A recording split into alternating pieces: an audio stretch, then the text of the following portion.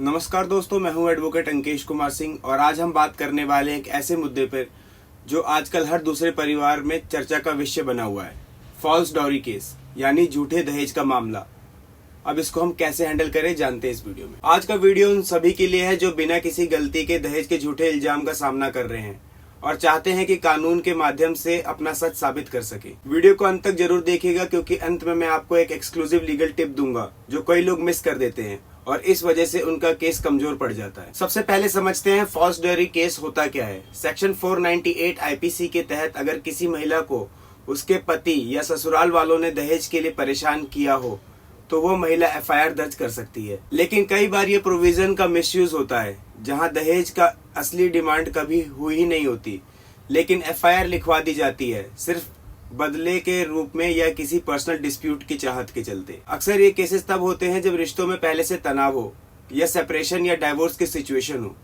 इसलिए अगर आपको लगता है कि आपके खिलाफ 498A का मिसयूज हुआ है तो घबराइए नहीं, कानून आपका साथ देता है। अक्सर सबसे पहला रिएक्शन होता है घबराहट, डर या निराशा, लेकिन लीगल दुनिया में पैनिक होना सबसे बड़ा नुकसान है।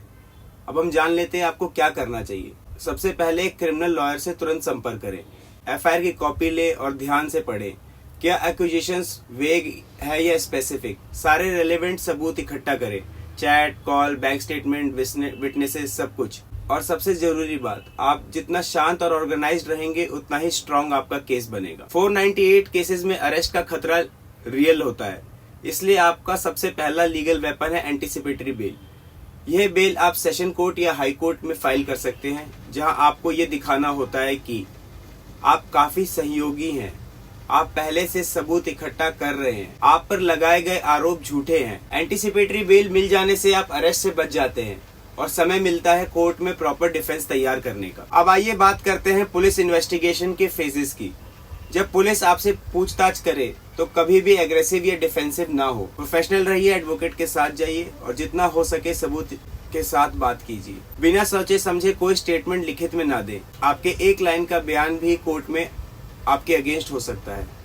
यह स्टेज आपके लिए मौका है अपना सच पुलिस के सामने रखने का, तो इसलिए लाइटली ना ले। अगर चार्जशीट फाइल हो जाती है और केस कोर्ट में चला जाता है तो नेक्स्ट स्टेप होता है एविडेंस बेस्ड डिफेंस बनाना।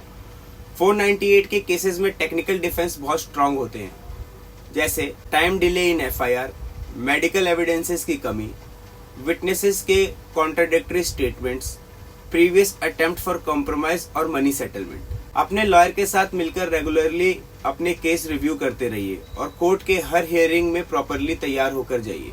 अगर आपका केस कोर्ट में जीत जाता है और साबित हो जाता है कि एफआईआर फॉल्स थी तो आप भी कानूनी एक्शन ले सकते हैं। आप उन्हें फॉल्स केस फाइल करने के लिए पनिशमेंट दिलवा सकते हैं, डेफेमेशन भी फाइल कर सकते हैं और कंपनसेशन के लिए भी आप सिविल सूट फॉर डैमेजेस भी फाइल कर सकते हैं। ये एक्शन लेना आपका हक है ताकि फ्यूचर में ऐसे मिसयूज को रोका जा सके। और अब मैंने जैसे शुरुआत में कहा था, ये रही बोनस टिप। जब भी आप सस्पेक्ट करें कि झूठा केस बन रहा है तभी से अपने लीगल डायरी मेंटेन करना शुरू कर दें। हर कन्वर्सेशन का रिकॉर्ड करें, हर बात लिखित में लें। कोर्ट में कई बार ये डायरी आपका बिगेस्ट एविडेंस बन जाती है। दोस्तों, कानून कभी निर्दोष के साथ अन्याय नहीं करता, लेकिन उसे जीतने के लिए आपको तैयार और अवेयर रहना पड़ता है। अगर ये वीडियो आपको पसंद आया हो तो प्लीज लाइक, कमेंट और सब्सक्राइब करना ना भूलें। और अगर किसी दोस्त या परिवार के किसी सदस्य को ऐसे केस का सामना करना पड़ रहा है तो इस वीडियो को उन तक जरूर पहुंचाएं। धन्यवाद।